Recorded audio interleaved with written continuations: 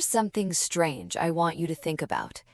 You study a new English word at 8 in the morning. By lunchtime, you've already half forgotten it. But sometimes a word you struggled with yesterday suddenly feels clear and easy this morning, even though you haven't touched it since. What happened between yesterday and today? You didn't practice, you didn't review, you didn't do anything at all except sleep.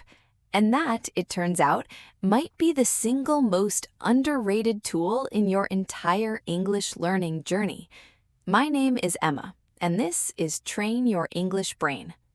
I want to tell you about a woman named Yuki because her story completely changed how I think about studying.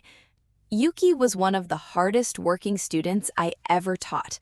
She studied English for 2 hours every single night, often staying up past midnight to fit it all in after a long day at work.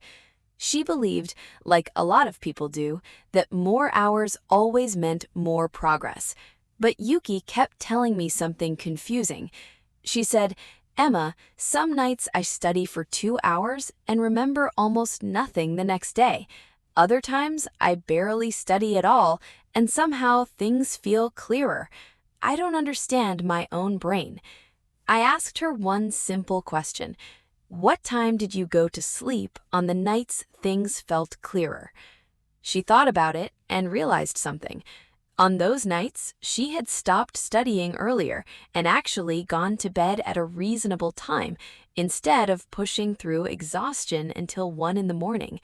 That wasn't a coincidence. That was her brain quietly telling her something important about how learning actually works. Here's what's happening inside your brain while you sleep, and it's more active than almost anyone realizes. During the day, your brain is constantly taking in new information, new words, new grammar patterns, new sounds. But here's the part most people don't know. Learning doesn't actually finish the moment you stop studying. It continues quietly while you sleep. Scientists call this process memory consolidation. During certain stages of sleep, your brain essentially replays the information you took in during the day, moving it from a fragile, temporary storage space into a more permanent one. Think of it like moving boxes from a messy entryway where things could easily get lost or thrown away into a proper, organized room where they're safely stored for later. This is why Yuki's 2 hours of late-night studying sometimes backfired. When she studied right up until 1 in the morning and then collapsed into a short, rushed sleep, her brain didn't have enough time and quality sleep to properly consolidate everything she had just learned. The information stayed in that messy entryway, never quite making it into permanent storage.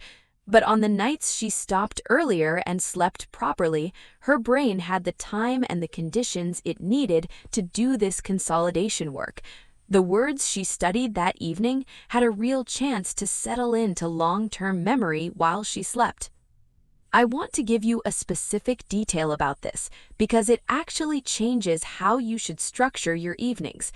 Researchers who study this have found something almost poetic.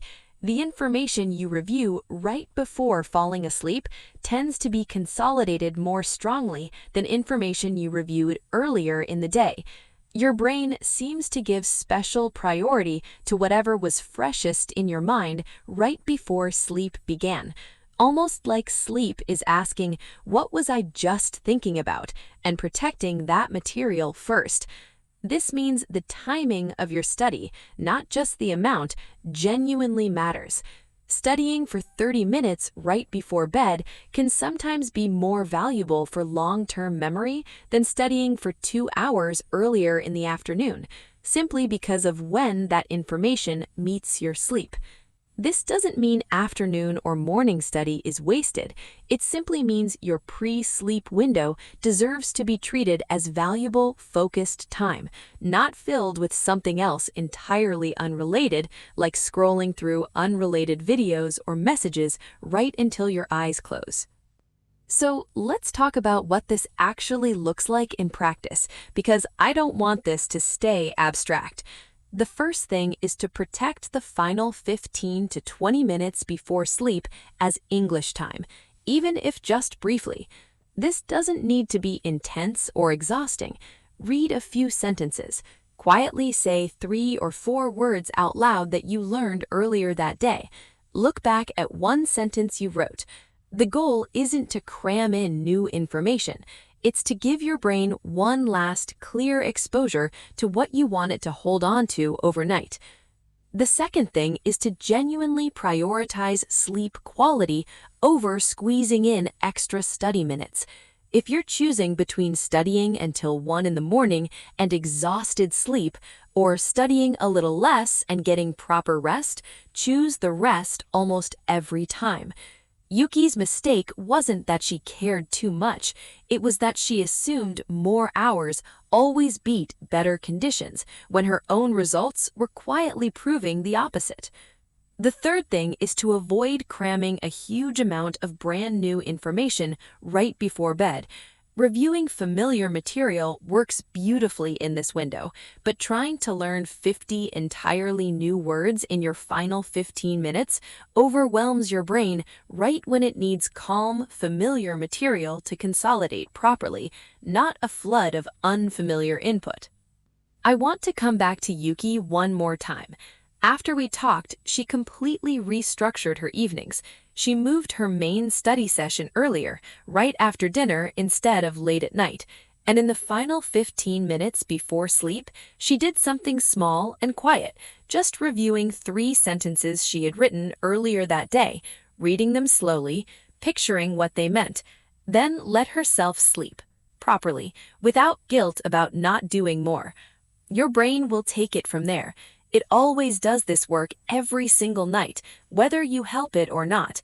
The only question is whether you give it good material to work with right before it begins. My name is Emma. I will see you in the next episode.